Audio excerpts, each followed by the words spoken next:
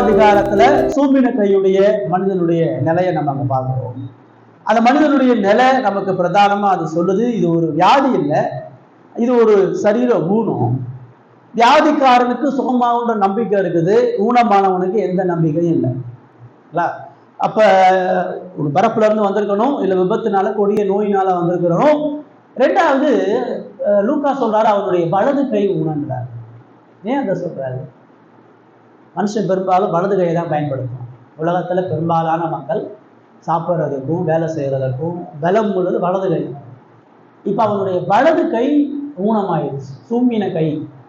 அது பாதி சூம்பின கையுடையா இருந்துச்சா இல்ல தோல் அளவுக்கு சூம்பின கையுடையா இருந்துச்சான்னு தெரியல.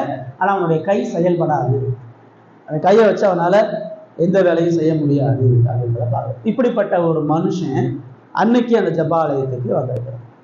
இப்போ அவனை குறித்து நீங்க யோசிக்கும் பொழுது, இவன் காலையில இருந்து அவனுடைய இரவு படுக்கிற வரைக்கும் அவனுடைய வாழ்க்கை எப்படி இருக்கும்? நம்ம கை கால் நல்லா இருக்கனால நமக்கு அதை குறித்து யோசிக்கிறது.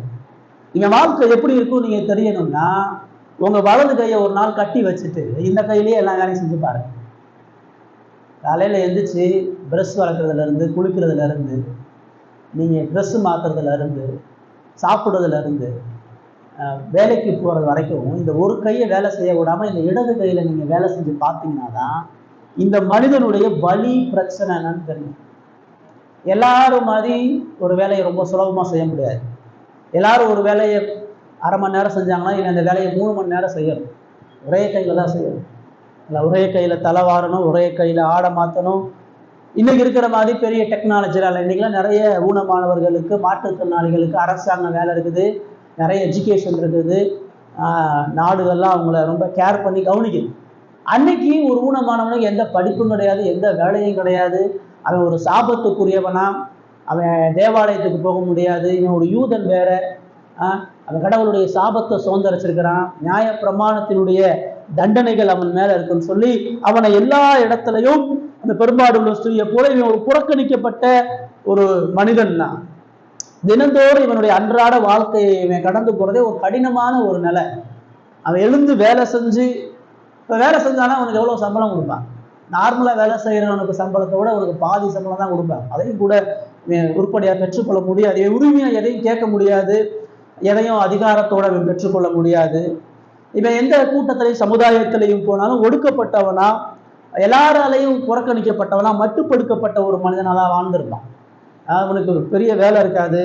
உன்னுடைய திருமண வாழ்க்கை, ஒரு வேலை திருமணம் பண்ணணும்னு போனதா கூட உனக்கு இன்னொரு வேற ஒரு ஊனமானவனை தான் கொடுத்துருப்பான். ஒரு நல்ல மனுஷன் இவங்களை திருமணம் செய்யணும்னு விரும்பியிருக்க மாட்டான். அந்த திருமணத்திலேயும் உனக்கு அநேக இடர்பாடுகளை பார்க்குறோம். இன்னைக்கு நடைமுறை வாழ்க்கையில இவ்வளவு வசதிகள், இவ்வளவு கல்வி அறிவு இருக்கக்கூடிய சமுதாயத்திலையும் இந்த மாதிரி சரீர ஊனமானவங்க சந்திக்கக்கூடிய பிரச்சனைகள், உபத்திரவங்கள் எல்லாம் அதிகம். இந்த மனிதன் இதே போல பெரிய இக்கட்டான ஒரு நிலையில இருக்கிறான். இவனுடைய பிரச்சனை தீர்க்க முடியாது, மாற்ற முடியாது, உனக்கு தீர்வு கிடையாது. கையில் அவ்வளவுதான், கை செயல்படாது, கை ஊனமாயிருச்சு. இது புது இன்னைக்கு இருக்கிற மாதிரி ஒரு பிளாஸ்டிக்கோ ஆர்டிஃபிஷியல் லேகெல்லாம் வச்சு செயல்பட முடியாது. அவ்வளவுதான். ஊனன்றது எல்லாருக்கும் தெரியும், அவன் செயல்பட முடியாதுன்றது எல்லாருக்கும் தெரியும். அவனுக்கு எந்த நம்பிக்கையும் இல்லை. அவனுக்கு ஒரு தாழ்வு மனப்பான்மை எப்பயுமே இருக்கு. ஊனமானவர்களுக்கு அவங்க வெளியே திறமையுள்ள ஒரு மாதிரி காப்பாங்கன்னா உள்ள அவங்களுக்குள்ள ஒரு இன்ஃபீரியாரிட்டி காம்ப்ளெக்ஸ் எப்படின்னு தான் ஒரு குறையோட இருக்கிறோம் தெரியும். அதனால மற்ற மனிதனை போல வாழ முடியலன்றது ரொம்ப நல்லாவே தெரியும். மற்ற மனிதனை போல எந்த மகிழ்ச்சி சமாதானத்தையும் கொண்டு இதே ஒரு வாகனத்தை ஓட்ட முடியாது, ஒரு டிரைவ் பண்ண முடியாது, ஒரு மகிழ்ச்சியான இடத்துல சந்தோஷமா இருக்க முடியாது. இப்படிப்பட்ட நிலையில இவர்கள் இருக்கிறத நம்ம பார்க்கிறோம். பழைய ஏற்பாட்டில் ஒரு ஊனமானவன் தான், வேதம் நமக்கு சொல்லுது. மேவி போசேத்துன்னு ஒரு ஊனமானவன். சவுலுடைய மகன் யோனத்தான், யோனத்தானுடைய மகன் மேவி போசேத். யோனத்தானும் சவுலும் யுத்தத்துல கொலை செய்யப்படுறாங்க. தாவீதினுடைய குடும்பத்துல இருக்கிறவங்க, படையில இருக்கிறவங்க சவுலுடைய குடும்பத்தை சங்கரிக்கிறாங்க. அதுதான் நியாயம். ஆனா தாவீது சொல்றான், யோனத்தான் நிமித்தம் யோனத்தானுடைய குடும்பத்துல யாரையாச்சும் நான் இரக்கம் கொடுக்கணுமான்னு சொல்லி கேட்கிறான். இப்போ அவங்க சொல்றாங்க, யோனத்தானுக்கு ஒரு முடவனான ஒரு மகன் இருக்கிறான், 2 காலம் செயல்பட முடியாத ஒரு மகன் இருக்கிறான் அப்படின்னு சொல்லி சொல்றாங்க. தாவீது அவனை கூட்டிட்டு வாங்கன்றான். அவனை முடவனை கூட்டிட்டு வந்து தாவீதுல நிற்கிறாங்க. இது ஒரு இளவரசனுடைய மகன். ஒரு ராஜ்ய பதவியில இருந்த ஒரு ஒரு ராஜாவுக்கு இணையான ஒருத்தனுடைய மகன் எவ்வளவு சொத்து வச்சிருப்பான், எவ்வளவு வேலைக்காரங்க வச்சிருப்பான். அவன் முடவன் தான், ஆனா அவனுக்கு புகழ், வேலைக்காரங்க எல்லாம் இருந்து வாழ்ந்தார். அதெல்லாம் இழந்ததுக்கு அப்புறம் தாவீது வந்து சொல்றான், செத்த நாயை போல நான் இருக்கிறேன், என் மேல தயவு வைக்கிறதுக்கு நீங்க யாருங்க? ஊனமானவனுடைய நிலை எந்த வேலையும் செய்ய முடியாம, யாரையும் தாங்க முடியாம செத்த நாயை போல இருக்கிறேன்னு சொல்லி சொல்றான். இதுதான் புதிய ஏற்பாட்டில் இருக்கக்கூடிய ஒவ்வொரு ஊனமான மனிதனுடைய நிலை. இந்த சூம்பின கையனுடைய நிலை இதுதான். எல்லாரையும் போல ஒரு குறையில்லாம மகிழ்ச்சியா வாழணும்னு ஆசை இருக்குது, ஆனா வாழ முடியல. அவன் வாழ்க்கையினுடைய குறை வந்து அவனுக்கு போகவே போகாதுன்னு தெரியும். அவனுக்கு மாற்று வழி எதுவுமே இல்லை. அந்த பிரச்சனையோட அவன் சாகுற வரைக்கும் வாழணும், அதுதான் அவனுடைய வாழ்க்கை. வியாதி உள்ளவன் கூட ஒரு 5 வருஷம் சரியாயிடும், வியாதியிலேருந்து வந்துடலான்ற எதிர்பார்ப்போட வாழணும். ஆனா இவனுக்கு எந்த நம்பிக்கையும் இல்லை, எந்த தீர்வும் இல்லை, முழுமையாக ஊனப்பட்ட ஒரு நிலையில வாழ்றான். இந்த மனுஷன் தான் ஜெபாலயத்துல வந்து நிற்கிறத பார்க்க. கடவுளையே அவனை அப்படி வச்சிருந்தாரு. இவனுடைய வலது கை சூம்பி இவனா இருப்பதற்கான காரணம் என்ன? தேவன் அனுமதிச்சிருக்கிறார். பாவத்து நிமித்தமாக தேவன் இந்த உலகத்துல பல குறைகளை மனிதனுடைய வாழ்க்கையில தருகிறார். சூம்பின கையுடையவனா தேவன் அவனை வைப்பதற்கான காரணம் என்ன?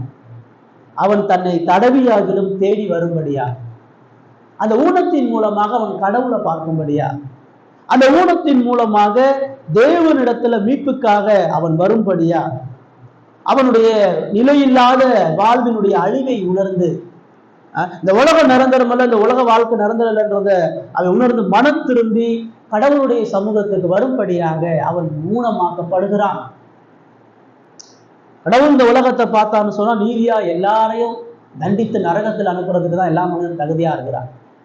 தேவன் முழுமையாக மனிதனை அழிக்காம அவனுக்கு சில இடர்பாடுகளையும் சில பாடுகளையும் சில வழிகளையும் கொடுத்து தன்னை தேடி வரும்படியான ஒரு அழைப்பை கொடுக்கிறார். இதுதான் இவனுடைய வாழ்க்கையில. இவன் ஒரு யூதன் வேற, இவன் ஒரு யூதன், இவன் கடவுளுடைய வார்த்தையை கேட்கிறவன், ஏன்னா ஆலயத்துக்கு போறவன்.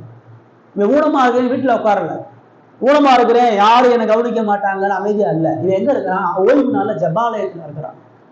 ஏற்கனவே ஒரு 18 வருஷம் கூனியா இருந்த ஒரு பெண் அப்படிதான் இருந்தா. இப்ப இந்த இடத்துல இந்த சூம்பின கையுடையவன் எங்க இருக்கிறான்? ஜெபாலயத்துல அங்க இருக்கிறான். தேவன் அவனுடைய வாழ்க்கையில இதை அனுமதித்து தேவன் அவனுக்கு மீட்பை தரும்படியாக இதை செய்கிறார். இதுக்கு எனக்கு என்னங்க சம்மந்தம்? நான் நல்லா இருக்கிறேன், எனக்கும் இவனுடைய வாழ்க்கைக்கும் சம்பந்தம் இல்லைன்னு சொல்ல முடியாது. இதுல இருந்து தேவன் நமக்கு ஒரு பாடத்தை என்ன கற்றுத் தருகிறாரு? இந்த உலகத்துல பாவத்தோடு பறக்கிற ஒவ்வொரு மனிதனும் ஆத்ம ஊனத்தோட பறக்கிறான். கடவுள் இல்லாத ஒவ்வொரு மனிதனும் அவன் மனதளவுல ஊனம் உள்ளவனா தான் இருக்கிறான். ஆவிக்குரிய ஊனம் உள்ளவனா தான் எல்லா மனிதனும் பிறந்து அவன் வாழ்கிறான். ஒவ்வொரு மனிதனுக்கு ஒவ்வொரு குறை இருக்குது. சில பேருக்கு கண்ணு சரியா தெரியாது, சில பேரால வாய் சரியா பேச முடியாது. சரீர பிரகாரமான குறையை தாண்டி பொருளாதார குறைவுன்னு ஒன்று இருக்குது. சில பேர் ரொம்ப ஏழையா இருக்கிறான், சாப்பாட்டுக்கே வழி இல்லாம இருக்கிறான், பண கஷ்டத்துல இருக்கிறான். அவனுடைய குடும்பம் நல்லா இருந்தால் அவனுடைய வேலை ஸ்தலத்துல அவனுக்கு ஒரு குறை இருக்குது. அவனுக்கு வேலை ஸ்தலம் நல்லா இருந்தால் குடும்பம் அவனுக்கு ஒரு பெரிய தடைக்கல்லா இருக்குது. வேலையும் குடும்பமும் நல்லா இருந்தால் சமுதாயத்தில் அவனுக்கு ஒரு கெட்ட பேர் இருக்குது. ஏதோ ஒரு வகையில மனிதன் ஏதோ ஒரு பெரிய குறைபாடோடு இந்த உலகத்துல ஒவ்வொருத்தனும் வாழ்ந்துட்டு இருக்கிறான். எந்த குறையுமே இல்லை, பணமும் இல்லை, உடல் ஆரோக்கியமா இருக்கிறேன், எல்லா சௌகரியம் எனக்கு இருந்தாலும் அவனுடைய ஆத்மால அவன் ஊனமுள்ளவனாக தான் இருக்கிறான். அவன் மகிழ்ச்சி இல்லாதவனா, சந்தோஷம் இல்லாதவனாக இருக்கிறான். இந்த ஒட்டுமொத்த உலகத்துக்கும் ஒரே ஒரு மிகப்பெரிய ஒரு ஊனம் ஒன்று இருக்குதுன்னு சொன்னா அது ஆத்ம ஊனம். இந்த ஆத்ம ஊனம் நம்ம வேதம் நமக்கு என்ன சொல்லுகிறது? கடவுள் இல்லாத ஒவ்வொரு மனிதனும் அவன் ஆவிக்குரிய ஊனம் உள்ளவன். தேவன் படைக்கும் போது மனிதனும் தேவனும் இணைந்து சஞ்சரிக்கும்படியா, தேவனோடு சேர்ந்து வாழும்படியான ஒரு வாழ்க்கை தான் அவனுக்கு மகிழ்ச்சி, சமாதானம். மனிதன் என்னைக்கு பாவம் செஞ்சு கடவுளை விட்டு போனானோ அன்னைக்கே அவன் நடைபெணம் ஆயிட்டான், அன்னைக்கே அவன் ஜீவனற்றவனா ஆயிட்டான், அன்னைக்கே அவன் ஊனம் உள்ளவனா ஆயிட்டான். அந்த குரல் இந்த உலகத்துல பிறக்கிற எல்லா மனிதனுக்கும் இருக்குது. சரீர ஊனத்துக்கு கூட ஒரு நம்பிக்கை, ஒரு விடுதலையும் உண்டு. ஏன்னா ஆத்ம ஊனத்துக்கு எந்த விடுதலையும் இல்லை. கடவுளோடு இணைந்து இல்லாத ஒரு வாழ்க்கை மிகப்பெரிய சாபம். கடவுளோடு இணைந்து வாழாத வாழ்க்கை மிகப்பெரிய ஆபத்துன்றத வேதம் நமக்கு எல்லா இடத்துலையும் பிரதான சொல்லு. ஏன்? கடவுளோட இணைந்து வாழாதனாலதான் மனுஷன் துக்கம் உள்ளவனா இருக்கிறான், மகிழ்ச்சி இழந்தவனா இருக்கிறான். கடவுள் இல்லாதவனா இருக்கிறனாலதான் அவன் பாவம் செஞ்சு கொண்டு வாழ்ந்து கொண்டு இருக்கிறான். கடவுள் அவனுடைய வாழ்க்கையிலனாலதான் பயம் உள்ளவனா இருக்கிறான். கடவுள் இல்லாதனாலதான் சரீர பலவீனத்தோடு வாழ்றான். கடவுள் இல்லாதனாலதான் சஞ்சலம் கொண்டவனா இருக்கிறான். கடவுள் இல்லாதனாலதான் சண்டைகளை பிடிக்கிறவனா இருக்கிறான். கடவுள் இல்லாதனாலதான் மரணத்தை குறிச்ச பயம் இருக்குது. கடவுள் இல்லாதனாலதான் அவன் நித்திய அழிவுக்குரியவனா இருக்கான். இது எல்லாம் மனிதனுக்கு தேவன் இல்லாதனாலதான் இருக்கு. இதெல்லாம் தேவன் வாழ்க்கையிலேயே அனுமதிக்கிறார். இதெல்லாம் நம்முடைய வாழ்க்கையிலேயே அனுமதிக்கிறார். நம்முடைய வாழ்க்கையில குறை இருக்கலாம். உங்களுக்கு ஒரு குறை, எனக்கு ஒரு குறை, நம்ம பார்க்குற எல்லாருக்கும் ஒரு குறை. அந்த குறை இந்த சூமின கையுடைய நோக்குள்ள தீர்க்க முடியாத ஒரு குறையா இருக்கலாம். நிறைய நேரம் அந்த குறை நம்ம விட்டு போகணுன்றதுக்காண்டி நம்ம கடவுள்கிட்ட வேண்டுதல் சொல்லியிருப்போம். சில பாவம் நம்முடைய வாழ்க்கையில தொடர்ந்து இருக்கலாம். சில கோபங்கள், சில சண்டைகள், சில மனக்காயங்கள், சில பண கஷ்டங்கள், சில வேலை கஷ்டங்கள், சில ஏமாற்றங்கள், இதெல்லாம் தீர்க்க முடியாத பிரச்சனை நம்முடைய வாழ்க்கையில இருக்குது. ஒவ்வொரு மனிதனுடைய வாழ்க்கையையும் அவன் ஏன் ஆலயத்துக்கு போறான், அவன் ஏன் கடவுளை தேடி போறான், அவன் குறை இருக்காதான் கடவுளை தேடி போறான், அவன் நிம்மதி இல்லாதான் கடவுளை தேடி போறான், அவனுடைய இருதயம் சமாதானமா இல்லை, அதனாலதான் அவன் கடவுளுடைய உதவியை தேடி போறான். அது எதை காட்டுகிறது? அவனுடைய மனசுல, அவனுடைய இருதயத்துல, அவனுடைய ஆத்துமால அவன் ஊனம் உள்ளவனாக இருக்கிறான்றத சொல்லுது. ஏன் தேவன் இதை அனுபவிச்சிருக்கேன், ஏன் என்னுடைய வாழ்க்கையில இப்படிப்பட்ட குறைவு இருக்குதுன்னு சொன்னா, எனக்கு கடவுள் தேவைன்றதை உணரும்படியாக. கடவுள் இல்லாம நான் வாழக்கூடாது, கடவுளோடு நான் சேர்ந்து வாழன்னு சொன்னா எனக்கு வீழ்ச்சியும் பாவமும் அழிவும் மரணமும் உண்டுன்றதை நான் உணர்வு கொள்ளும்படியாக தேவன் செய்கிறார். ஒவ்வொரு மனிதனுக்கும் இயேசு தேவை, ஒவ்வொரு மனிதனுக்கு கிறிஸ்து தேவை என்பதை அறிந்து கொள்ளும்படியாக தேவன் இந்த பாடுகளையும் வழிகளையும் கொடுக்கிறார்.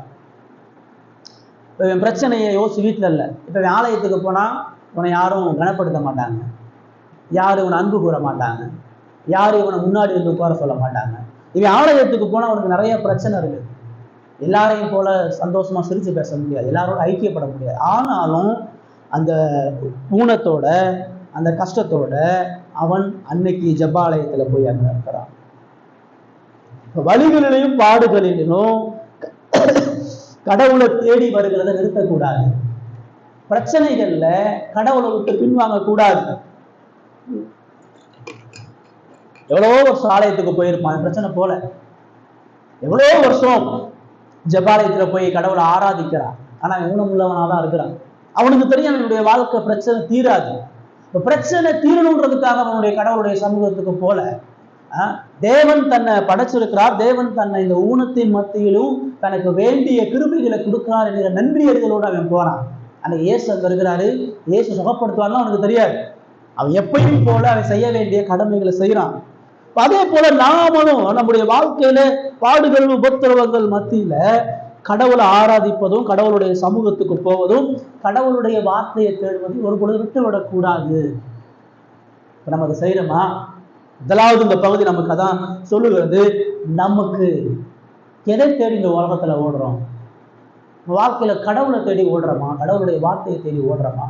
பிரச்சனை போகணும், உபத்திரவம் போகணும், இருதயம் மகிழ்ச்சியா இருக்கணும்னு சொன்னா முதல் தேவன் எனக்கு தேவை. இயேசு இல்லாம நான் வாழக்கூடாது. இயேசுவோட இணைந்து இல்லாம என்னுடைய வாழ்க்கை இருந்துச்சுன்னு சொன்னா என் வாழ்க்கை இந்த ஊனமானவனை போல எல்லாருக்கும் ஆனா குறை இருக்கும், எல்லாருக்கும் நிம்மதி இருக்காது, எல்லாருக்கும் சந்தோஷம் இருக்காது, எல்லாருக்கும் மகிழ்ச்சி இருக்காது. கடவுளற்று வாழ்றது மிகப்பெரிய ஆபத்துன்ற முதல் எச்சரிப்பு அந்த பகுதி நமக்கு சொல்லுது. இல்ல இப்ப ரெண்டாவது அந்த பகுதியில நம்ம என்ன பார்க்க போறோம்? கிறிஸ்துவை நிராகரிக்கக்கூடிய வாழ்க்கை ஒரு அழிவின் வாழ்க்கை. முதல் விஷயம் நம்ம என்ன பார்க்கிறோம்னா கிறிஸ்துவற்ற ஒரு வாழ்க்கை, ஒரு ஊனமுள்ள வாழ்க்கை. இயேசு இல்லாம வாழக்கூடிய ஒவ்வொரு மனிதனும் ஊனமானவனாக தான் இருக்கிறான் மனதளவுல. ரெண்டாவது இயேசுவை நிராகரிக்கக்கூடிய வாழ்க்கையினுடைய அழிவை நம்ம பார்க்கிறோம். நம்ம பார்க்கிறோம் அவன் ஒரு வலது கையுடைய மனுஷன் அங்க இருக்கிறான். 7வது வசனம் 8வது வசனம் என்ன சொல்லுது? வாசிங்க.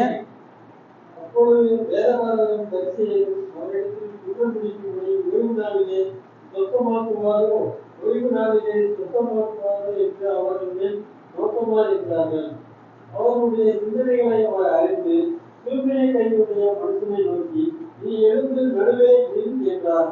அவன் எழுந்து நின்றான். பாருங்க, இப்ப அவரு ஏசு ஆலயத்துக்கு போறாரு, நிறைய வியாதி உள்ளவங்க போறாங்க. அங்க அந்த சூமின கையுடைய இருக்கிறான், எல்லாரும் பாக்குறாங்க. அங்க இன்னொரு ஒரு கூட்டமும் இருக்கிறாங்க. அங்க வேத பாரகரும் பரிசேயரும் இருக்கிறாங்க.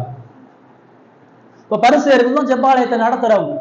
அதனால அங்க பரிசேயர்களும் வேதபாரகர்கள் ஒரு கூட்டமா கூடி இயேசு வந்திருக்கிறாருன்னு தெரிஞ்சு வர்றாங்க. இயேசு உபதேசத்தை கேட்கிறாங்க. இப்ப அந்த வசனம் நமக்கு அங்க சொல்லுது, அவர்கள் இயேசுவினிடத்தில் குற்றம் பிடிக்கும்படி வந்தார்கள். அவர் ஏதாச்சும் குறை கண்டுபிடிக்கணும். இப்ப என்ன கண்டுபிடிக்கணும்? அந்த வசனம் சொல்லுது, ஓய்வு நாளில் சொஸ்தமாக்குவாரோ அப்படின்னு பாக்குறாங்க.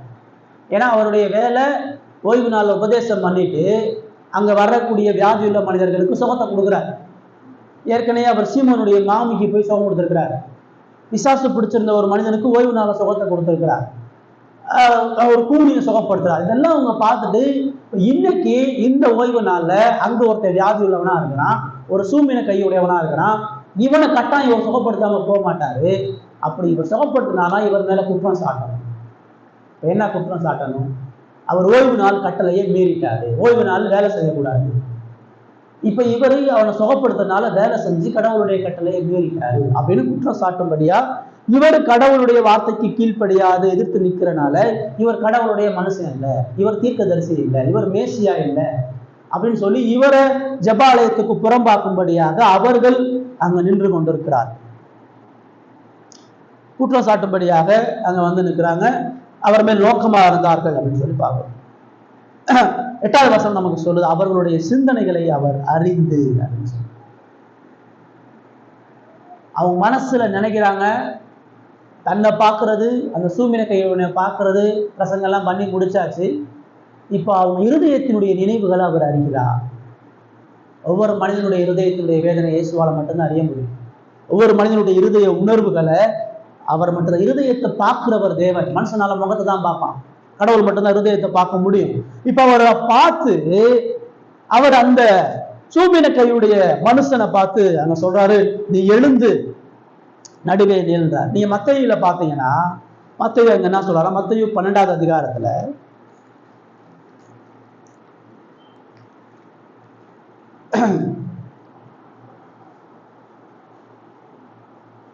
10வது வசனம் வாசனை 12:10.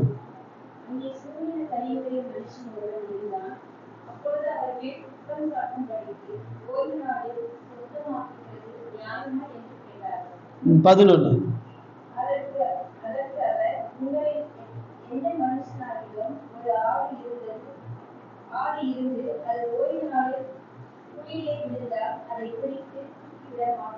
பாத்தீங்களா? மத்தேயு என்ன சொல்றாரு? அவங்க நினைச்சாங்க, அவர் அறிஞ்சாரு, நினைச்சது மாத்திரம் இல்லாம அவங்க கேட்கிறாங்க. அவர்கிட்ட பார்த்தாங்க, என்ன கேட்கிறாங்க? அவர் மேல குற்றம் சாட்டும்படி ஓய்வு நாளை சொத்தமாக்குறது நியாயமா அப்படின்னு சொல்லி கேட்கிறாங்க. ஏன்னா அவர் அதான் செய்ய போறாரு. கடவுளுடைய ஓய்வு நாளை போய் சொத்தமாக்கலாமா? ஒருத்தருக்கு சுகத்தை கொடுக்கலாமா? இது நியாயமா? இது கடவுளுடைய வார்த்தை சொல்லுதான்னு கேட்கிறாங்க. ஏசு என்ன சொல்றாரு? சரி, அதே ஓய்வு நாள்ல உன் ஆடு குழியில விழுந்துருச்சு, நீ அதை காப்பாத்துவியா மாட்டியான்னு கேட்கிறாரு. இந்த பரிசேயன் என்ன சொல்றான்? ஓய்வு நாள்ல ஆடு குழியில விழுந்து, கழுத குழியில விழுந்து அதை தூக்கலான்றான். ஆனா மனிதனுக்கு சுகத்தை கொடுக்க கூடாதுன்றான். கடவுளுடைய வார்த்தை என்ன சொல்றது? ஓய்வு நாள் முதல் எதுக்கு? இவங்க பைபிள் படிச்சு பைபிளை தேடின வேத பாரகர்கள், ஆலயத்துல பணி செய்யக்கூடிய ஊழியக்காரங்க, அவன் என்ன சொல்றான் பாருங்க, ஓய்வு நாள முதல் கடவுள் படைச்சார். ஓய்வு நாள் மனிதன் தேவனோடு இணைந்து, மனிதன் தேவனுக்குள்ளாக கழிகூர்ந்து தேவனுக்குள்ளாக இளைப்பாறுதல் அடையும்படியாக தான் உருவாக்குறார். மனிதன் கடவுளிடத்திலிருந்து இரக்கத்தையும் மன்னிப்பையும் ஜீவனையும் பெற்று கடவுளுடைய ஆசீர்வாதத்தை பெற்று செல்வதுதான் ஓய்வு நாள். படைப்பிலா தான் செய்யறார். 6 நாள்ல படைச்சியல, அதனால ஓய்ந்து இருக்கிறார்னா எல்லாரையும் வந்து அவரோடு மகிழ்ச்சியாக இருக்கும்படியா, மனிதன் மனமும் வந்து தேவனோடு ஐக்கியப்படும்படியா ஓய்வு நாள். மனிதனுடைய நன்மைக்காக, மனிதனுடைய ஆவிக்குரிய சரீர நன்மைக்காக தான் ஓய்வு நாள். இந்த பரிசேயர்கள் என்ன பண்ணிட்டாங்க? ஓய்வு நாள்ல பழைய ஏற்பாட்டுல இந்த அடிப்படையான சத்தியத்தை விட்டு ஓய்வு நாளை அஜாக்கிரதை பண்ணி, ஓய்வு நாளை கடவுளை விட்டுட்டு பல வேலைகளை செஞ்சு பல பாவங்களை பண்ணனால கடவுளை அவங்க அடிமைத்தனத்துக்கு ஒப்பு கொடுத்துட்டாங்க. அப்ப ஓய்வு நாள் கட்டளையை நம்ம மீறிட்டோம், நம்ம ஓய்வு நாளை கவனமா கை கொள்ளணும்னு சொல்லி எதெல்லாம் செய்யக்கூடாதுன்னு ஒரு பெரிய ரூல்ஸே போட்டுட்டாங்க பரிசேயர்கள். ஓய்வு நாள்ல 300 அடிக்கு மேல் நடக்கக்கூடாது, ஓய்வு நாள கோழி முட்டை போட்டால் அந்த முட்டையை சாப்பிடக்கூடாது, ஓய்வு நாள எந்த தலைவாருகிறது சமைக்கிறது எந்த வேலையும் செய்யக்கூடாதுன்னு சொல்லி தேவன் சொல்லாத அநேக மனித பாரம்பரியங்களை சேர்த்து மக்களை சட்டமா போட்டு மக்களை கட்டுப்படுத்தி மக்களை ஒடுக்க ஆரம்பிச்சிட்டாங்க. சட்டங்களை போட்டு கடவுள் சொல்லாத அநேக விஷயங்களை சொல்லி ஓய்வு நாளுடைய அடிப்படை சத்தியத்தையே மறந்துட்டாங்க. மனிதனுடைய நன்மை மனிதனை காப்பாற்றுவதற்கு, மனிதனை தேவனோடு இணைப்பதற்கு தான் ஓய்வு நாள்ன்றதை மறந்து மனிதனை அடிமைப்படுத்தும்படியா சட்டத்தை போட்டாங்க. மனிதனை அந்த சட்டம் அழிக்கக்கூடிய அளவுக்கு கிட்டத்தட்ட 3000 சட்டம் போட்டு வச்சுட்டாங்க ஓய்வு நாள். இப்ப அவங்களுடைய தவறு அவர் உணர்த்தி தான் அவர் கேட்கிறாரு. இப்ப அதுல அந்த சட்டத்துல நிறைய குளறுபடிகள் இருக்குது. அவனுக்கு சாதகமா அந்த சட்டத்தை ஏற்றி அவனுக்கு பாதிப்பு வராதபடிக்கு எல்லாத்தையும் எழுதிட்டான். அவனுடைய ஆடு மாடு குழியில விழுந்தா காப்பாற்றலாம், மனுஷன் குழியில விழுந்தா காப்பாற்றக்கூடாது, மனுஷன் வியாதிப்பட்டா சுகப்படுத்தக்கூடாது. அதான் இயேசு கேட்கிறாரு, உன் ஆட்டை காப்பாற்றணுன்ற, ஆட்டை விட மனுஷன் எவ்வளவு விசேஷித்தமே, அவனை நான் காப்பாற்றக்கூடாதான் கேள்வி கேட்கிறாரு. அவங்களால எந்த பதிலும் சொல்ல முடியாது, அவங்களால சிந்திக்க முடியல. ஆமா, நம்ம போய் ஆடு மாடுகள்லாம் நம்ம கரிசனையா இருக்கிறோம், ஆனா ஒரு மனுஷனை சுகப்படுத்த நல்லதுதானே அவங்களால யோசிக்க முடியாது. அவங்க அமைதியா இருக்காரு. அதுக்கப்புறம் தான் நம்ம மார்க்ல லூக்கால பார்க்கக்கூடிய இந்த சம்பவம் நடக்குது. அவர் என்ன செய்யறாரு, அவங்க அதை ஒற்றுக்கொள்ளாம அவங்க அதை நிராகரிச்சனால அவர் என்ன பண்றாரு, அந்த மனிதனை முன்னாடி வர சொல்றாரு, நீ எழுந்து நடுவே நில் அப்படின்னு சொல்றாரு. ஏன் அப்படி சொல்றாரு, அது கடைசியில உட்கார்ந்துருக்கான். அவன் முன்னாடி வந்து உட்கார்ந்துருக்க மாட்டான், அவனுக்கு யாரும் முன்னாடி வரவேற்றிருக்க மாட்டான். அவன் குற்ற உணர்ச்சியில தனக்கு இருக்கக்கூடிய இந்த அவமானத்தையும் தாழ்வு மனப்பான்மையிலையும் யாருக்கும் தெரியாம ஓரத்துல நின்றுட்டு இருக்கிறான். ஏசு நம்ம நீ எழுந்து முன்னாடி வாங்க, ஏசு இங்க இருந்தே நீ சுகமாகன்னு சொல்லியிருந்திருக்கலாம், நீ இங்க இருந்தே உன் கையை நீக்கி சுகமாகி போட்டுருக்கலாம். ஆனா ஏசு என்ன செய்யறாரு, நீ எந்திரி, நீங்க வந்து நடுவுல நில்லுன்றாரு. ஏசு இங்க இதை சொல்றாரு, நீ எல்லாருக்கும் முன்னாடி வந்து முதல் நில்லு, எல்லாரும் முதல் உன்னை பார்க்கணும், நீ வா, நீ நடுவில் வந்து நில்லு. சரி, நான் சுத்தி தான் அவங்க ஆராதிப்பாங்க, இந்த யூ ஷேப்ல தான் ஜெபாலயம் இருக்கும். அதனால அவனை கடைசியில இருக்கிறவனை கூப்பிட்டு எல்லாருக்கும் முன்னாடி வர சொல்லி நடுவுல அவனை நிப்பாட்டுறார்.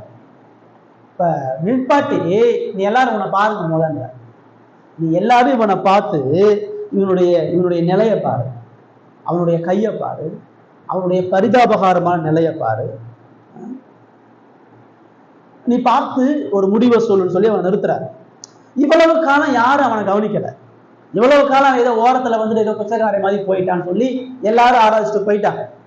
உன் ஜெபாலயத்துல வருஷ கணக்கா ஒருத்தன் வர்றான், உன் ஜெபாலயத்துல ஒருத்தன் பிரச்சனையை தீர்க்க முடியாத வழியோட ஒருத்தன் இருக்கிறான், இவன் யாரு நான் உனக்கு சொல்றேன்னு சொல்லி அவனை கூட்டிட்டு வந்து யாராலும் கவனிக்கப்படாத வெட்கத்தோடு தாழ்வு மனப்பையானோடு வாழ்ந்த அந்த மனிதனை இயேசு முன்னாடி கொண்டு வந்து நிறுத்துகிறார்.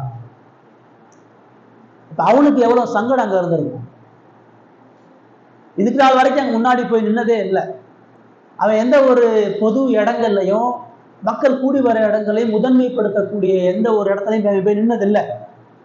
ஏன்னா அவனுக்கே அவனுடைய ஊனத்தை குறிச்சு அவனுக்கே பெரிய இடர்பாடுகளும் சங்கடங்களும் இருக்குது. அவனுக்கே பெரிய சங்கடம், இடர்பாடு, பிரச்சனை. நான் எப்படிங்க முன்னாடி எல்லாரும் முன்னாடி போய் நிற்கிறது, எல்லாரும் முன்னாடி எப்படி என்னுடைய பிரச்சனைகளை என்னுடைய ஊனத்தையும் காட்டுகிறதுன்ற பல இடர்பாடுகள் இருக்கும். ஐயா நான் வரலங்கய்யா, என்னாலாம் எல்லாரும் முன்னாடி வந்து நிற்க முடியாது, எல்லாரும் முன்னாடியும் என்னையெல்லாம் வந்து காட்ட முடியாது நான் சொல்லியிருக்கலாம். ஆனா அவன் எழுந்து முன்னாடி அவன் போறான்றத பார்க்கணும். இன்னும் அவன் சுகமாகலை, ஏசு அவனை சுகப்படுத்த போற எந்த வாக்குறுதியும் கொடுக்கல, அவனை கூப்பிட்டு முன்னாடி வாழ்ந்தார். ஆனா அவனுக்கு இருக்கக்கூடிய இடர்பாடுகள், சங்கடங்கள், பிரச்சனைகள், வெட்கத்துக்குரிய காரியங்கள் எல்லாத்தையும் கடந்து அவருடைய அழைப்புக்கு தன்னை ஒப்பு கொடுக்கிறான். நம்ம பார்க்குறோம், ஒவ்வொரு அற்புதத்துக்கு பின்னாலும் ஒரு ஆத்தும மீட்பு எவ்வளவு முக்கியமானதாக இருக்கிறது சொல்லி பார்க்கணும். இயேசுவை பின்பற்றும் பொழுது இடர்பாடுகள் உண்டு, இயேசுடைய அழைப்புக்கு கீழ்ப்படியும் பொழுது அதுல சங்கடங்கள் உண்டு, அதுல பிரச்சனைகள் உண்டு, அதுல மனித வழிமுறைகள் அற்ற பல சங்கடமான காரியங்கள் உண்டு. இப்ப எஞ்சி போய் நின்னானா அடுத்த அந்த ஜெபாலயத்துக்குள்ள வர முடியாது. இந்த பரிசேயர்களுடைய எண்ணங்களுக்கும் சிந்தனைகளுக்கும் விரோதமாக அவங்க செயல்படுறான். இப்ப இயேசுவின் சார்பாக அவன் போனான்னு சொன்னா சமுதாயத்துல அவன் சேர்க்கப்பட முடியாது. இயேசுவோட பேச்சை கேட்டு போனான்னு சொன்னா இயேசுவை போல அவனும் அடித்து நொறுக்கப்படுவான், அவனும் துரத்தப்படுவான். அதெல்லாம் அவனுக்கு தெரியும். இயேசு கூப்பிட்டாரு, இன்னைக்கு இவன் வருஷம் போற ஜெபாலயம் அது. அவனுடைய உறவினர்கள், அவனுடைய நண்பர்கள், அவனுடைய சமுதாயம் சார்ந்த மக்கள் எல்லாம் அங்க இருக்கிறான், அவனுக்கு நீதி செய்யக்கூடிய தலைவர்கள் எல்லாம் அங்க இருக்கிறான். இப்ப இவர்கள் ஒரு கூட்டமா இருக்கிறாங்க, இயேசு ஒரு தனி ஆளா நிற்கிறார். இயேசு அந்த கேள்வி கேட்கும் பொழுது எவனும் எந்த பதிலும் சொல்லல. எல்லாரும் அந்த கூட்டத்தோட அமைதியா இருக்கிறான். எல்லாருக்கும் ஜெபாலய தலைவர்களை பகைக்கக்கூடாது, ஆசிரியர்களை பகைக்கக்கூடாதுன்ற எண்ணம். இப்ப இவன் இயேசுடைய வார்த்தையை கேட்டு எதிர்த்து போய் நின்னான்னு சொன்னா இனி ஒரு பொழுதும் அந்த கூட்டத்தோட அவன் சேர முடியாது. இதெல்லாம் அவனுக்கு முக்கிய பிரச்சனை. அவன் பயந்துட்டு இல்லை, அவன் ஊனமானவன் தான், அவனுக்கு ஆதரவு இல்லை தான், அவனுக்கு இருக்கக்கூடிய அந்த கொஞ்ச நெஞ்ச மக்களுடைய நன்மதிப்பும் இல்லாம போயிருந்தான். ஆனா எதையும் இழக்க தயாராயிடும். அவர் கூப்பிட்டாரு. ஏன்னா அவருடைய பிரசங்க வார்த்தைகளை கேட்டு அவருடைய மீட்பின் மகத்துவத்தை உணர்ந்து அவர் ஆண்டவரா அவர் கிறிஸ்துவா அவன் அறிஞ்சனாலதான் அவன் போகிறதுக்கு தயாரா இருக்கிறான். அவன் போறான், அவன் எந்திரிச்சு போறான், அந்த கூட்டத்தை எதிர்த்து நின்று போறான். அந்த அவமானத்தையும் வெட்கத்தையும் கடந்து இயேசு தனக்கு தேவைன்றதை உணர்ந்து போறான். இயேசு தேவ மனிதன், அவரோட தன்னை அடையாளப்படுத்துறதுக்காண்டி எல்லாத்தையும் செய்யறதுக்கு அவன் தனியா போய் நினைக்கிறான். இயேசு கூப்பிட்டு எல்லாரும் முன்னாடியும் சொல்லி அவனை எல்லாரும் முன்னாடியும் நிறுத்துகிறான். இதே போலதான் நம்முடைய வாழ்க்கையிலும் இயேசு பல அவமானங்கள், பல இடர்பாடுகள், பல மன சங்கடங்கள், பல வழிகள், இது எல்லாத்தையும் கடந்து நம்மை அழைக்கிறார். இந்த உலகத்தை கடந்து நம்ம இயேசுவோட இணைந்து போறதுக்கு இவ்வளத்தையும் நம்ம செஞ்சுதான் ஆகணும். நம்ம குடும்ப உறவுகளை, சமுதாய உறவுகளை, பாரம்பரியத்தை, வழக்கு முறை எல்லாத்தையும் எதுக்காம இயேசுவிடத்துல மீட்பு வர முடியாது. இயேசு அவனுக்கு ரட்சிப்பு கொடுக்கறதுக்கு முன்னாடி, அவனை காப்பாத்துறதுக்கு முன்னாடி அவன்கிட்ட கீழ்ப்படுதலையும் விசுவாசத்தையும் இழக்கிறதையும் எதிர்பார்க்கிறார். நீ என் ஆண்டவரா ரட்சகரா விசுவாசத்து முதவா. வாழ்க்கைக்கு விடுதலையும் சமாதானமும் வேணும்னா எதையும் எதிர்ப்பதற்கு தயாராரு. உனக்கு பிரச்சனை தான், உனக்கு கஷ்டம்தான், நானா உலகமான முடிவு பண்ணு, நானா குடும்பமான முடிவு பண்ணு, நானா சமுதாயமா முடிவு பண்ணு. இல்லைன்னு இந்த ஊனத்தோட இந்த மக்களோட சேர்ந்து வாழணும், அப்படியே வாழ்ந்துங்க. எஞ்சி வராம உட்காந்து அப்படியே உட்காந்துட்டு போயிட்டே இரு. என்ன முடிவு செய்யற? எஞ்சி வர அவன் எழுந்து நடுவே வந்து நிற்கிறான். அதான் 8வது வசனம் சொல்லுது, அவன் எழுந்து நின்றான் அப்படின்னு சொல்லி அவன் பார்க்க. எல்லாரும் முன்னாடி அவனை காண்பித்து, எப்ப இவனை நீ பாக்குற, இவனுடைய ஊனத்தை பாக்குற, இவனுடைய கஷ்டத்தை பாக்குற, இவனுடைய அவமானத்தை பாக்குற, இவன் எப்படி நிர்பந்தமா நிற்கிறான்னு பாக்குற. அனுதினமும் உன் ஊருக்காரன்னா, உன் ஊருக்காரன், உன் பக்கத்து வீட்டுக்காரன், உன் சொந்தக்காரன் இவ்வளவு வழியில இருக்கிறான், இவ்வளவு கஷ்டத்துல இருக்கிறான், இவனை நான் காப்பாத்தலாமா வேணாமா நீ சொல்லும் போத, இவனுக்கு நான் என்ன செய்யறது அப்படின்னு சொல்லி கேட்க. மார்க் 3வது அதிகாரத்துல நீங்க கவனிக்கும் பொழுது அங்க ஒரு விஷயத்தை அவர் சொல்றார். இதே சம்பவம் இதான் நம்ம பைபிளை ஒப்பிட்டு பார்ப்பது எவ்வளவு அவசியம் அப்படின்றத நம்ம பார்ப்போம்.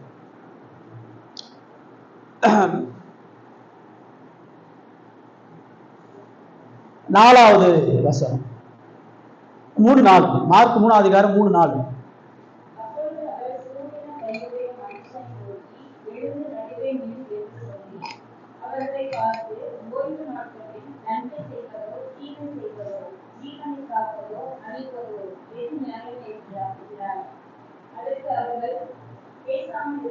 பாத்தீங்களா? இப்ப முதல்ல அவனை கூப்பிடுறதுக்கு முன்னாடியே அவர் கேட்ட எதிர்ப்பா நியாயம்.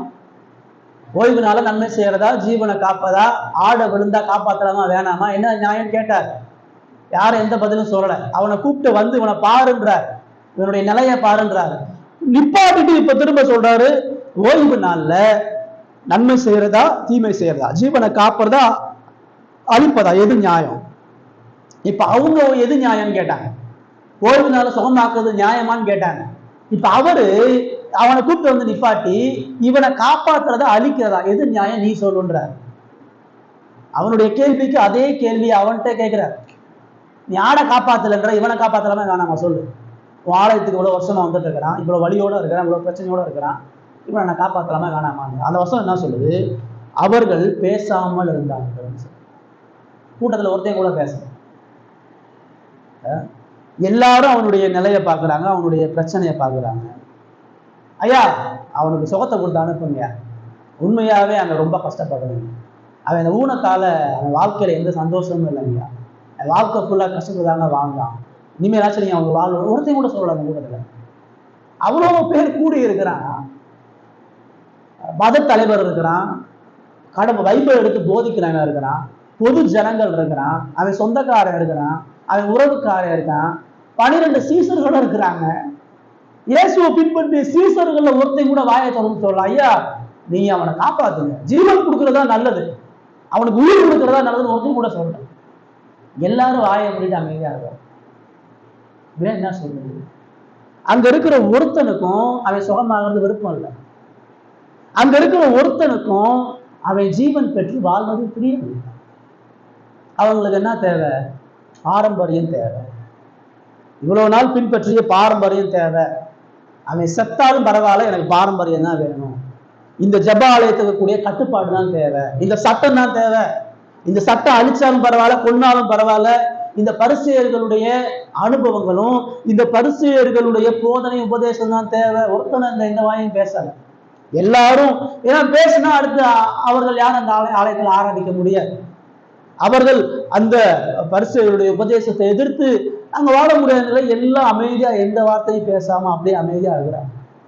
மனிதனுடைய முழுமையான வீழ்ச்சி, பாவ இருதயத்தினுடைய கொடூரத்தனம். நன்மை எது தீமை எதுன்றது அவரே காட்டுறாரு. நான் நன்மை செய்யவா தீமை செய்யவா சொல்லுன்றாரு. எல்லாம் அமைதியா நீங்க நல்லது செய்யாதீங்கன்றான். எந்த நல்லதும் செய்யாதீங்க, அவன் செத்தாலும் பரவாயில்ல, நீங்க அவனை காப்பாத்தீங்கன்னு சொல்லி எல்லாரும் அங்க அமைதியா இருக்கிறான். அந்த வசனம் நமக்கு திரும்ப லூக்கால அங்க பாக்குறோம். 10வது வசனம். அவர்கள் எல்லாரையும் சுற்றி பார்த்து அந்த மனுஷனை நோக்கி உன் கையை நீட்டு என்றார். அப்படியே அவன் தன் கையை நீட்டினான். உடனே அவன் கை மறுகையை போல சுத்தமாயிற்று. அவர்கள் எல்லாரையும் சுற்றி பார்த்து அவனை நிப்பாட்டிட்டு அவனை காப்பாத்துறதா வேணாமான்னு ஒவ்வொருத்தனையும் பார்க்கல. பரிசேயர்கள் வேதபாரர்கள் மாத்திரம் பார்க்கல, எல்லாரையும் பார்க்கல, ஒவ்வொரு முகத்தையும் பார்க்கிறார். இதே மார்க்கு திரும்ப அதை சொல்றாரு. மார்க்கு 3ஆம் அதிகாரத்துல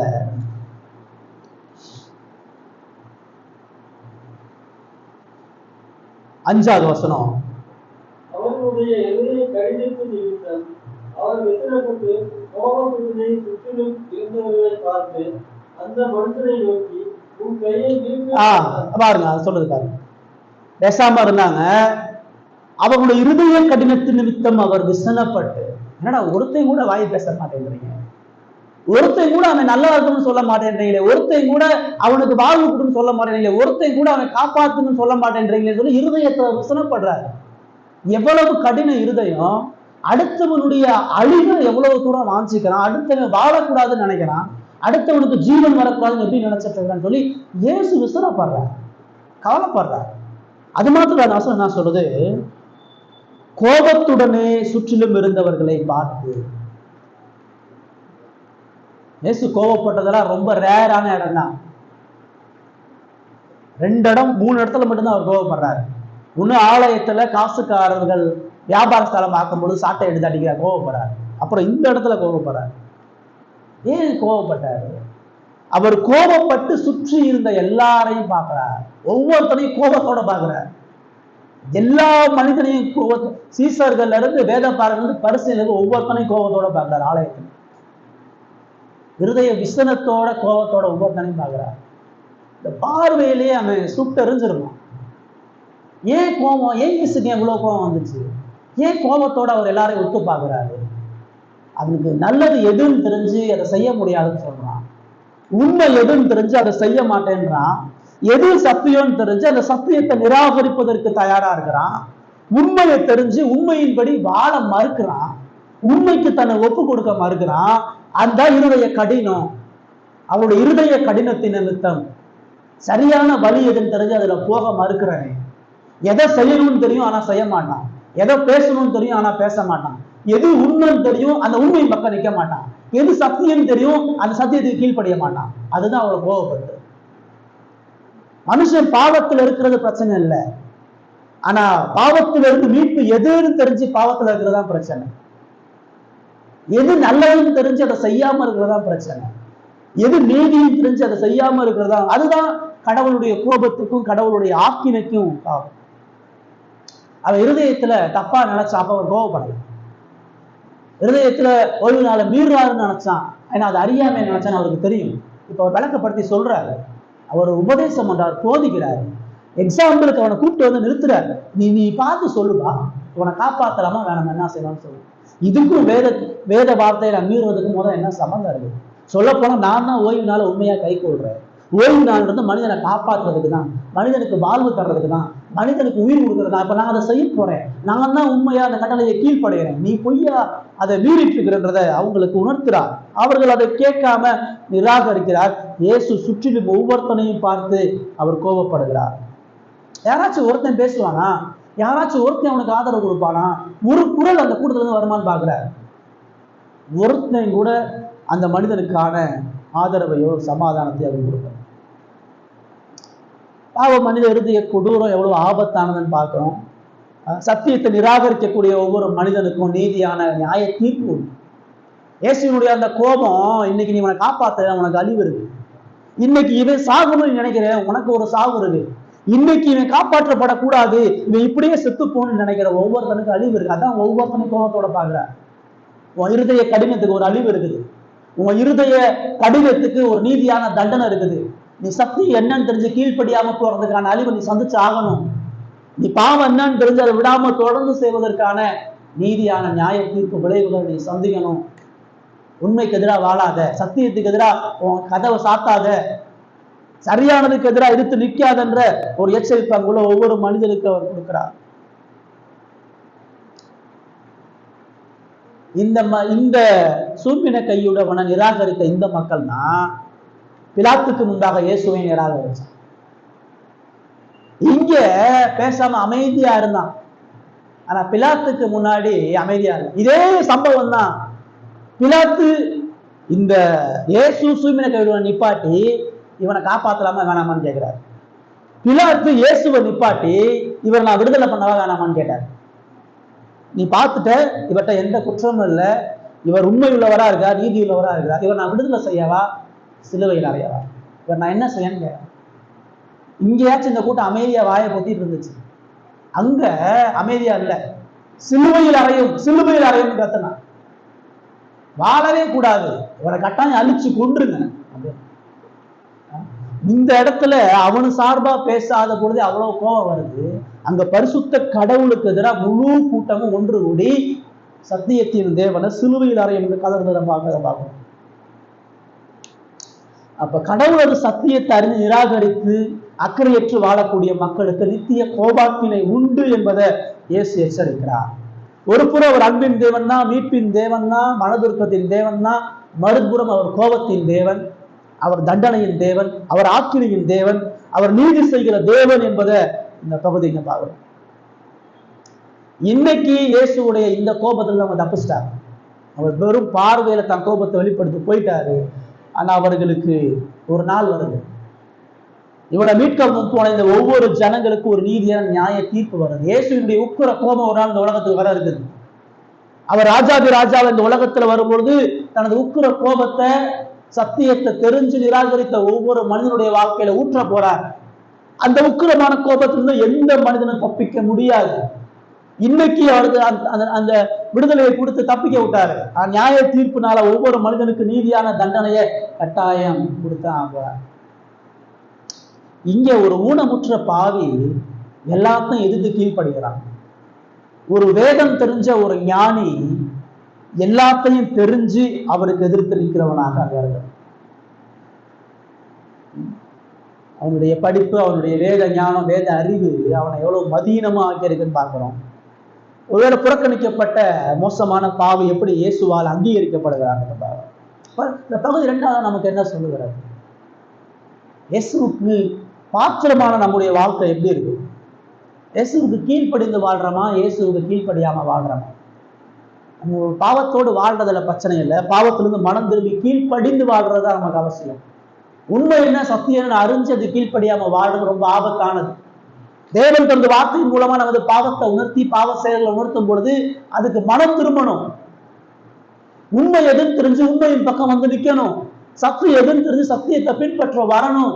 உண்மை எது சத்தியம் எதுன்னு தெரிஞ்சு ஒரு மனுஷன் சத்தியம் இல்லாத இடத்துல இருக்கிறான்னு சொன்னா அவன் அழிவு சந்திச்சு ஆகணும். உண்மைக்கு எதிராக அவன் வாழக்கூடிய ஒவ்வொரு வாழ்க்கைக்கும் அவன் கடவுளுக்கு கணக்கு ஒப்பு கொடுத்துதான் ஆக்கணும்.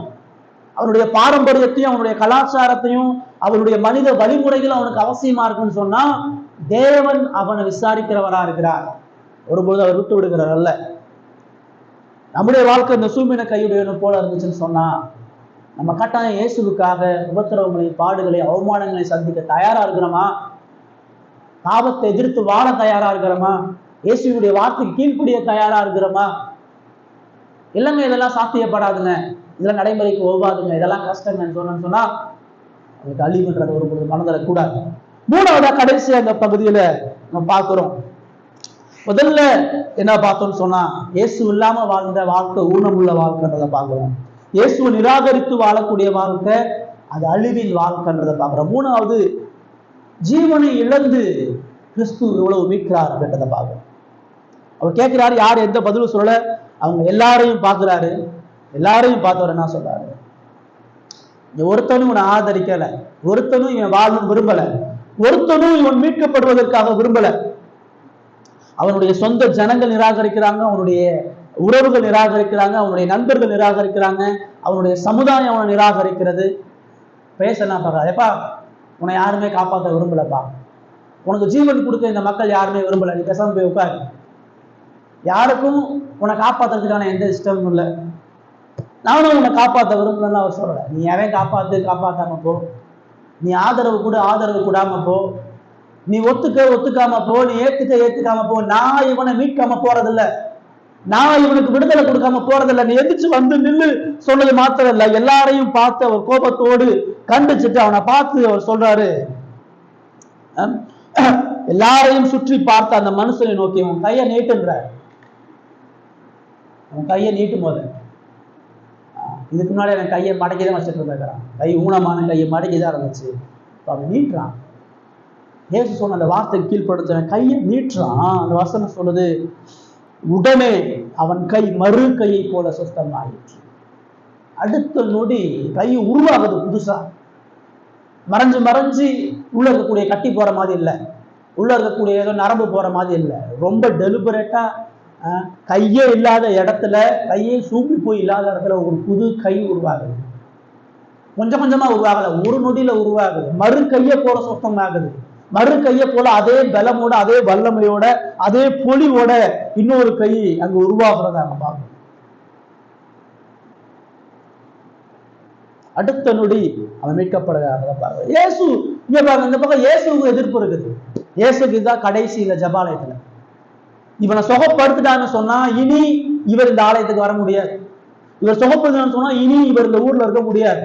இவரை சுகப்படுத்தினான்னு சொன்னா இவர் இனி மரணத்தை சந்திச்சு ஆகணும். சொல்லப்போனா இயேசுடைய சிலுவை மரணம் இங்கேதான் திட்டம் பண்ணப்படுகிறது. மார்க்கு கடைசியில மார்க்கு 3ஆம் அதிகாரத்துல, அதான் கடைசியில அங்க வாசிக்கிறோம். மார்க்கு 3ஆம் அதிகாரத்துல இதான் அவருடைய ஊழியத்தினுடைய ஆரம்பம். இதுக்கு அப்புறம் தான் அவர்கள் 6வது வசனம், மார்க் 3:6 வாசிங்க.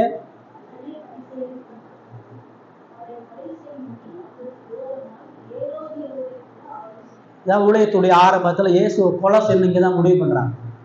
இயேசு அழிக்கணுன்ற முடிவு இது தெரியல. இவனை சுகப்படுத்தினா நம்மளை கொலை செய்ய திட்டம் பண்ணுவான், இவரை சுகப்படுத்தினா நம்ம அழிக்க முற்படுவான்னு அவருக்கு தெரியும். தெரிஞ்சே செய்யறாரு.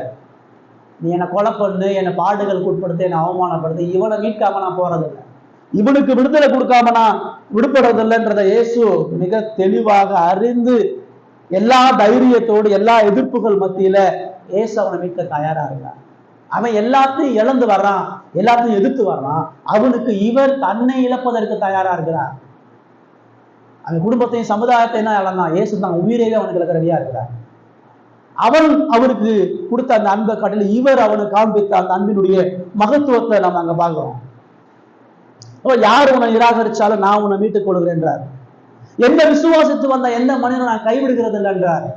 என்ன தேடி வந்து எனக்காக பாடுகளை அவமானங்களை அனுபவிக்கக்கூடிய மனிதனை ஒருபொழுது நான் கைவிட்டு போக மாட்டேன் என்றார்.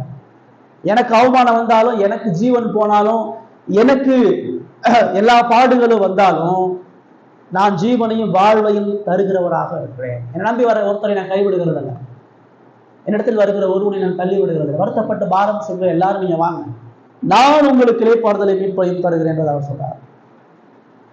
வாழ்க்கை ஒரு நொடியில எவ்வளவு நாள் வாழ்க்கை மாறாதுன்னு நினைச்சான், எவ்வளவு நாள் சரியாகுதுன்னு நினைச்சான், எவ்வளவு நாள் அவ்வளவுதான் வாழ்க்கை முடிச்சுங்க, இதெல்லாம் தீராதுங்க, இதுக்கெல்லாம் வழியே இல்லைன்னு நினைச்சான். இப்போ தேவன் அவருடைய வாழ்க்கையில புதிய ஒரு வாழ்க்கை, இப்போ புதிய மனுஷன், இனி அவன் சமுதாயத்துல யாரும் அவன் புறக்கணிக்க முடியாது. இனி அவனுடைய வேலையை அவன் சுதந்திரமா செய்ய முடியும். அவன் யாரையும் சார்ந்திருக்க வேண்டிய அவசியம் இல்லை. இனி 2 கையில உழைக்க முடியும், 2 கையில வேலை செய்ய முடியும், 2 கையில எல்லா விதமான நன்மைகளையும் அனுபவிக்க முடியும். ஒரு புதிய ஜீவனுக்குரிய ஒரு வாழ்க்கை இயேசுவின் மூலமாக அவன் அடையும். அவன் வாழ்க்கையை மாற்றிய தேவன் இன்னைக்கு உயிருள்ளவரா இருக்கிறார். அவன் வாழ்க்கையை மாற்றி புதிதாக்குன இயேசு இன்னைக்கு உங்க வாழ்க்கையை மாற்ற முடியும். உங்க வாழ்க்கையினுடைய குறைகள் அவரால் தான் போக்க முடியும். மாறாத சூழ்நிலை, மாறாத பிரச்சனை, மாறாத கவலை, மாறாத துக்கம், மாறாத எல்லாவற்றையும் இயேசு ஒருத்தரால் மட்டும் மாற்ற முடியும். அவரிடத்துல விசுவாசம் வைக்கக்கூடிய ஒவ்வொரு மனிதனுக்கும் அது உண்டு.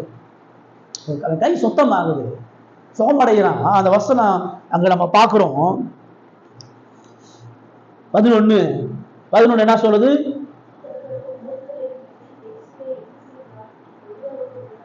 கூட்டம் ஃபுல்லா பாக்குது. சூம்பின கையோட வந்தவன் இப்ப கை சுகமடையலாம். ஒரு பெரிய அற்புதம் நடக்குது, ஒரு பெரிய அடையாளம் காட்டப்படுகிறது. எல்லாரும் ஹல்லேலூயா அப்படின்னு சொல்லியிருக்கோம்.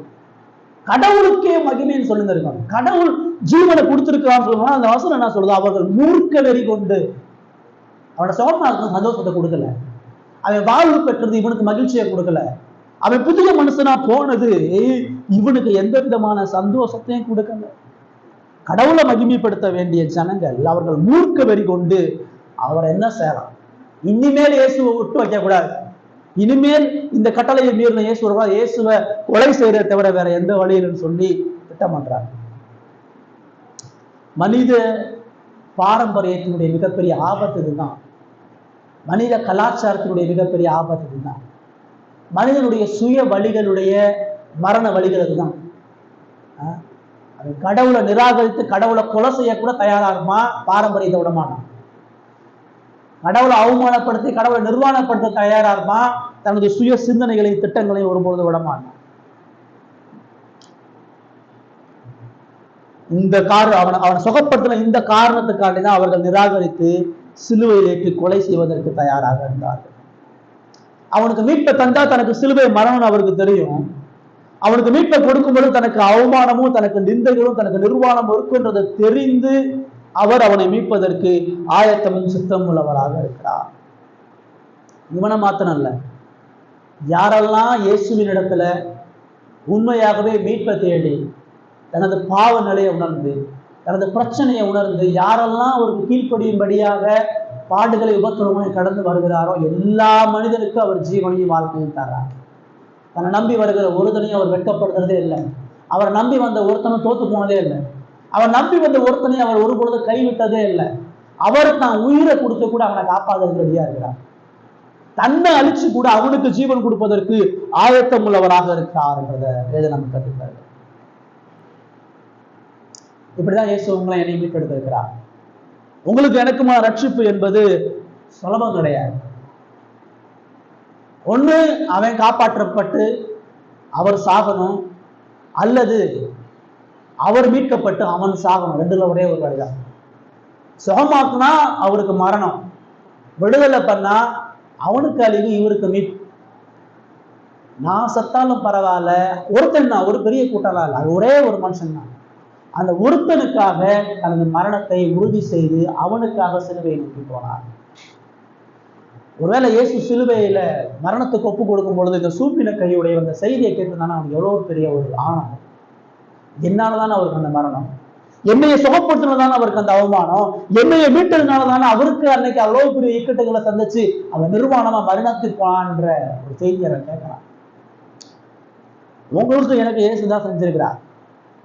உங்களை என்னை மீட்பதற்கு, உங்களை என்னை ரட்சிப்பதற்கு, உங்களை என்னை காப்பாற்றுவதற்கு, உங்களுக்கு எனக்கு நல்ல வாழ்க்கை கொடுப்பதற்கு, உங்களை என்னையும் தேவனோடு ஒப்புரவர்கள் அவர் தன் ஜீவனை கொடுத்து தன் ஜீவனை இழந்து உங்களுக்கு எனக்காக அவர் அவமானத்தை செஞ்சு பாடுகளை சந்திச்சு மனிதனால புறக்கணிக்கப்பட்டு பாடு அனுபவிக்கிறா, துக்கம் நிறைந்தவரா, தேவ கோபத்தை தம்மேல சுமந்து பிசாசினுடைய எல்லா வல்லமைகளையும் எதிர்த்து முழு உலகத்தினுடைய எல்லா அவமானங்களையும் நிர்வாணத்தை சந்தித்து கொடூரமான மரணத்துக்கு தன்னை அவர் தன் ஜீவனை ஒப்பு கொடுத்தார்.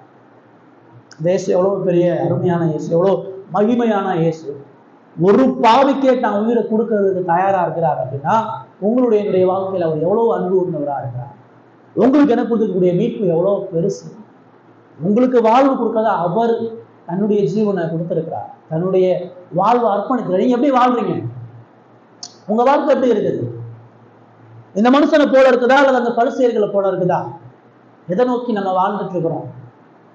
வாழ்க்கையில குறை இருக்குது, வாழ்க்கையில பிரச்சனை இருக்குது, வாழ்க்கையில பாவம் உங்களை ஆட்டி படைக்குதுன்னு சொன்னா உங்களுக்கான ஒரே ஒரு வழி இயேசுவை தவிர எந்த வழியும். இந்த பாடுகளை அவமானங்களை இயேசுவை தேடி வாங்க. இயேசுவை தேடி வரும் பொழுது உபத்திரவங்கள் உண்டு, வழிகள் உண்டு. ஆனா அது தோற்பதற்கான வழி அல்ல, அது வெற்றிக்கான வழி. அவரை நோக்கி வரும் பொழுது அவர் அடைக்கலமா நம்மளை காப்பாற்றவரா, மீட்கிறவரா, நம்மளை மகிமையிலே கொண்டு போய் சேர்க்கிறவராக இருக்கிறார். நம்பிக்கை இருக்குதா? இந்த விசுவாசம் இருக்குதா? உலகமா இயேசுவான் முடிவு பண்ணுங்க. இயேசுவா இந்த உலகத்தினுடைய காரியங்கள் நம்பி அவரை தேடி வந்து அவர் கீழ்ப்படிந்து மரண பரியந்தம் அவருக்கு விசுவாசமா இருக்கும் பொழுது அவர் நமக்கு போதுமான ரட்சகராக ஆண்டவராக இருக்கிறார். அவர் நம்மை காப்பாற்றக்கூடிய வல்லமையில் உண்மையுள்ள தேவனாக இருக்கிறார். கர்த்தர் தாமே இப்படிப்பட்ட விசுவாசத்தையும் மேன்மைகளையும் நம்முடைய வாழ்க்கையில் நம்மை